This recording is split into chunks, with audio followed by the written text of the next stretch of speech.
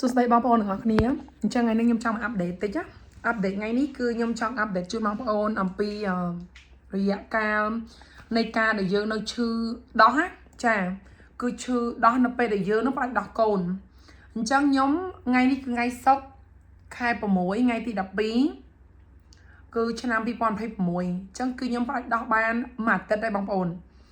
យប់នឹងវិញគឺគ្រប់មួយអាទិត្យដែរអញ្ចឹងថ្ងៃនេះខ្ញុំនិយាយអំពីហៅថាសុខទុក្ខ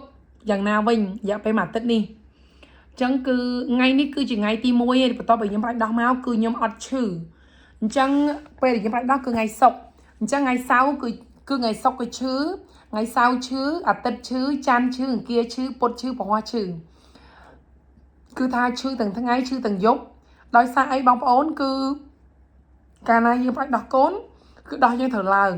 កាលណាដោះយើងឡើងអត់មានការបញ្ចេញទឹកដោះអត់មានការកូនត្រូវការគឺដោះហ្នឹងវាឡើងភាសាថាឡើងគឺហើមគឺឈឺខ្លួនរយៈពេលយ៉ាងហោចណាស់គឺ4យប់ដំបូង5យប់ដំបូង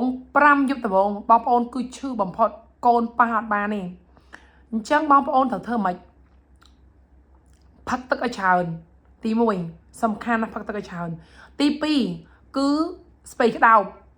ស្អំជានិច្ចបើបងប្អូនចង់ដឹងថាតើផ្ដាច់ដោះជាមួយស្ពៃក្តោបទៅធ្វើម៉េចត្រឡប់ទៅមើលវីដេអូខ្ញុំវិញខ្ញុំមានរាប់សិបវីដេអូចាដាក់ឈ្មោះខ្ញុំចូលទៅចាវាយឈ្មោះខ្ញុំចូលហើយដោនឡូតវីដេអូហ្នឹងណាហើយបងប្អូនមួយទៀត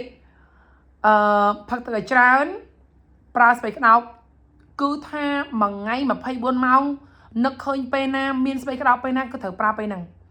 ស្ពៃក្តោបប្រើបាន2 3ដងចាស្អំ2 3ដងចាំក្បត់ចោលពេលវាទុនពេកចាក្បត់ចោលបកថ្មីដាក់ទៀតអត់មានទូទឹកកកដាក់ឲ្យត្រជាក់ទិញទឹកកក1000មកដាក់នៅក្នុងធុងទឹកកកយើងអូខេអ្នកស្រែក៏ធ្វើបានអ្នកនៅអាមេរិកក៏ធ្វើបាននៅស្រុកណាក៏ធ្វើបានដែរគឺបានទាំងអស់អត់បាច់ប្រើថ្នាំទេអូខេហើយសំខាន់គឺសម្រាប់ឬមួយក៏គេយ៉ាងបានច្រើនបងប្អូនកាលណាដោះយើងឡើងកាលណាទឹកដោះយើងចាល់កាលណាគេហៅថារាងកាយយើងរៀង inflame តើកាលណាដុតទឹកដោះត្រូវចេញវាអត់ចេញគឺវាបង្កឲ្យមានការរលាករលាកលក្ខណៈស្រាលភាសារលាកហ្នឹងមិនមែនឈឺមិនមែនជំងឺទេគឺរលាកធម្មតាហ្នឹងអញ្ចឹងគឺបងប្អូនត្រូវតែសម្រាប់បានច្រើនដើម្បីឲ្យរាងកាយយើងហ្នឹងវាវាយប្រហារវាព្យាបាលខ្លួនវាអូខេហើយញ៉ាំឲ្យបានត្រឹមត្រូវជួនកាលខ្ញុំអាកាលប្រហែលថ្ងៃ3 4ថ្ងៃដំបូងហ្នឹងគឺខ្ញុំអត់ឃ្លានដែរដោយសារវាឈឺក្នុងដោះពេកណាបងប្អូនអញ្ចឹងអានេះគឺកូនទី4របស់ខ្ញុំហើយកូនមួយណាក៏អញ្ចឹងដែរវាអត់មានភាពខុសគ្នាទេមិនថាកូនកាន់តែច្រើនស្រួលផ្ដាច់ដោះឯង no អាការៈឈឺចាប់អាការៈហើមអាការៈអាលៀកគឺនៅធម្មតាដូចតែគ្នានឹងកូនទីម៉ានក៏ដោយអញ្ចឹងវីដេអូនេះខ្ញុំមានការថែរក្សាអនាម័យក្នុងពេលដែលយើងផ្ដាច់ដោះកូនគឺមាន4យ៉ាងហ្នឹងឯងផឹកទឹកឲ្យបានច្រើនប្រើស្ពៃក្តោបទី3គឺសម្រាប់បានច្រើនទី4គឺញ៉ាំវីតាមីនបានច្រើនចាប់ហូបចុកឲ្យបានច្រើនដើម្បីឲ្យយើងឆាប់ជាអូខេបងប្អូនចឹងថ្ងៃនេះថ្ងៃទី7ខ្ញុំរួចខ្លួនហើយលេងឈឺហើយអូខេបងប្អូនចង់បានវីដេអូល្អៗកុំភ្លេច subscribe ខ្ញុំបានតាមដានដឹងថា 90% នៃអ្នកមើលវីដេអូខ្ញុំគឺអត់ទាន់បាន subscribe ទេ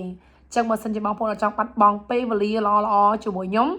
ចង់បានវីដេអូល្អៗថែរក្សាខ្លួនលុយកាក់កុំភ្លេច